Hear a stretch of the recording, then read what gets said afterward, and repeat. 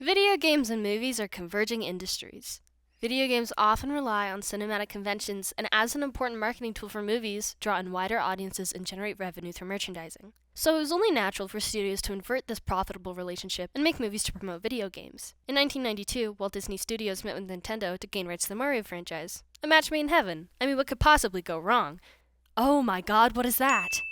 The 1992 Super Mario Bros. Movie was a complete failure due to a far-removed plot and character design. Bob Hoskins, Mario's actor, is quoted as saying, "My 7-year-old son is quite depressed about my playing Mario. How do I prepare for the role? I'm in the right shape, I've got a mustache." And that's as far as efforts towards game-accurate character design went. The disparity between source material and movie is a crucial piece of meeting the expectations of a knowledgeable pre-existing fanbase.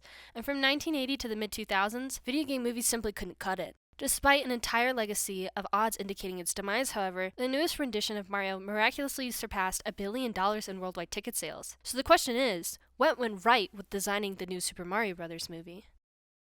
Flashing forward to April 2020, a teaser trailer for the first Sonic the Hedgehog movie was heavily criticized for a creepy Sonic character design. What's changed since 1992, however, is that Paramount fixed their mistake and pushed the film's release back nearly a year, giving the go-ahead for an expensive soup-to-nuts retrofitting of the character's biodynamics, and saved the film, earning it $319.7 million in sequels. When the production of the Super Mario Bros. Movie was announced, the character design initially seemed bleak too. Illumination Entertainment, the studio in charge, was notorious for blandly imitating other studio animation styles and cutting corners. However, after the proven success of acquiescing to fans' expectations set with Sonic, Illumination took careful care when adapting iconic characters' looks. Using stylistic, expressive, and colorful character designs, Illumination amplified the movie's cheerful tone and contributed to the overall image of the Mario brand by adapting it to fit within a children's animated movie.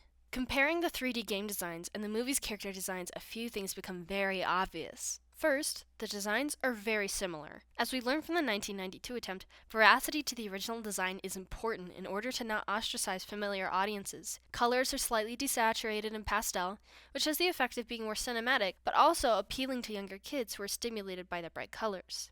Secondly, what makes these choices by Illumination's team effective is their ontological realism, or the plausibility of the characters. Whenever a video game character who is diegetic to their own game world is placed in another setting, it's important that they look like they could plausibly exist. When animators fail to do this, the uncanny valley effect occurs. There are 3 aspects to ontological realism: 3-dimensionality, objectivity, and rawness.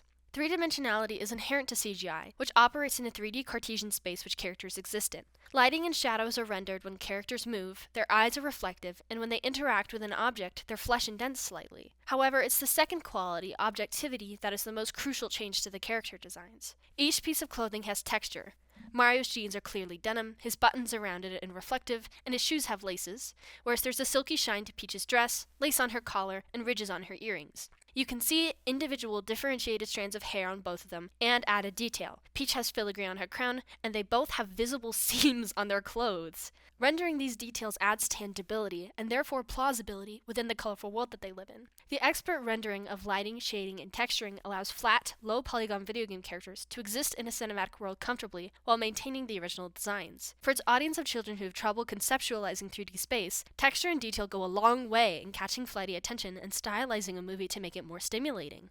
All this to say, Mario shows Hollywood finally figured out how to adapt video games by staying true to the established designs. Other films, such as Five Nights at Freddy's, took great pains in constructing game-accurate puppet animatronic suits, which were well received because of their plausible construction. Meanwhile, major company Warner Bros. Is slated to release a Minecraft movie in 2025. So although critics deride the Mario movie as the animated equivalent of keys being tangled in front of you, a shiny and noisy infantile distraction, and the vacuum left by a declining Marvel Cinematic Universe, video games might be the new IP franchising endeavor Hollywood executives need to fund the industry. So who knows what heights video game adaptation movies will reach next? It's anyone's game.